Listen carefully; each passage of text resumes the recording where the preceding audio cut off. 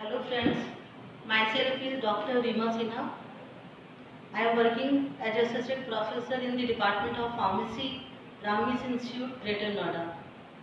Friends, today I will start the topic Mechanism of Action of Anti-Cancer Agents. Last class, you have seen my last lecture, that is the introduction and classification of anti-cancer agents. Today I will discuss the mechanism of action of anti-cancer agents.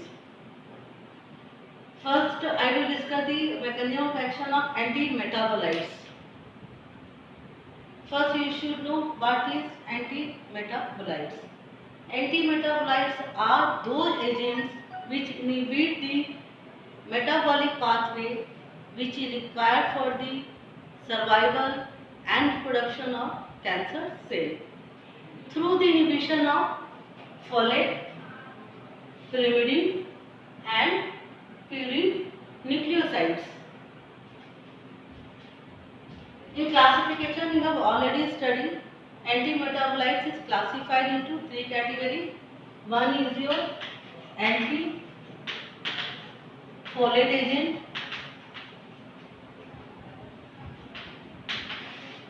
another one is purine antagonist, and third one is pyrimidine antagonist. First, I will discuss the mechanism of folic acid antagonist. You see the structure here.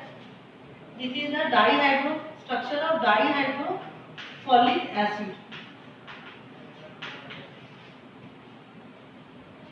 Dihydrofolic acid is required for the synthesis of tetrahydrofolic acid. Dihydrofolic acid converts into tetrahydrofolic acid in the presence of enzyme dihydrofolate reductase. Now this tetrahydrofolic acid is required for the synthesis of nucleic acid and the growth and multiplication of cancer cells.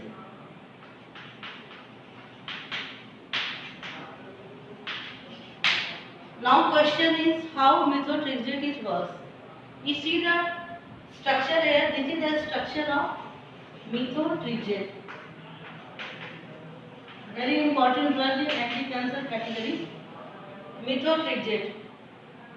You just compare the structure of methotrexate and dihydrofolic acid. You see there is a difference in two atoms here. In dihydrofolic acid, structure is here OH, and in methotrexate, just to see here, this is amino group. Another difference, here the structure nitrogen, here the hydrogen is attached, here with nitrogen one methyl group is attached in the case of methotrexate, and the rest structure is same. So methotrexate acts as a competitive antagonism of dihydrofolic acid. It combines it with methotrexate, replace the dihydrofolic acid. It inhibits the dihydrofolate reductase, and then tetrahydrofolic acid will not form. If tetrahydrofolic acid will not form, then various nucleic acid pathway synthesis will not form, and in this way cancer cells will inhibit. So basically methotrexate prevents the formation of tetrahydrofolic acid. There you will get no reaction. So methotrexate inhibits the dihydrofolate reductase, and if dihydrofolate reductase inhibit, then tetrahydrofolic acid will not form the dihydrofolic acid, and in this way it inhibits the metabolism path of folic acid synthesis, which is required for the synthesis of cancer cells. Basic mechanism, this is. Another advantage of methotrexate, it also inhibits the thymidylate synthetase. There is a one methyl group transfer in the base. So I will give just see the reactions here. Deoxyuridine monophosphate. This is the structure of deoxyuridine monophosphate. It is converted into deoxythioamylate monophosphate by the presence of enzyme thiamidylate synthesis. This is the general metabolic path which is required for the synthesis of all nucleic acid in all cells. What methotrexate does? Methotrexate inhibits the synthesis of thiamidylate synthesis.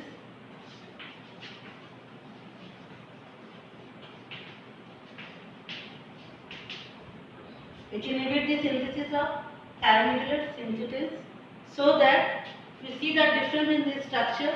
One methyl group is here, there is no. So one methyl group transfer is takes place in this atom, this base.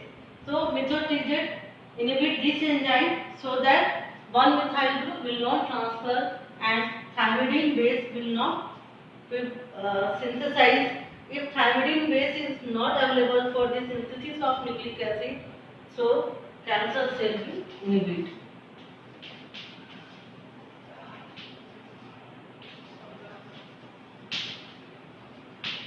In this way, methotrexate works. It inhibits the dihydrofolate synthesis. Another, it inhibits the thiamidylate synthesis enzymes.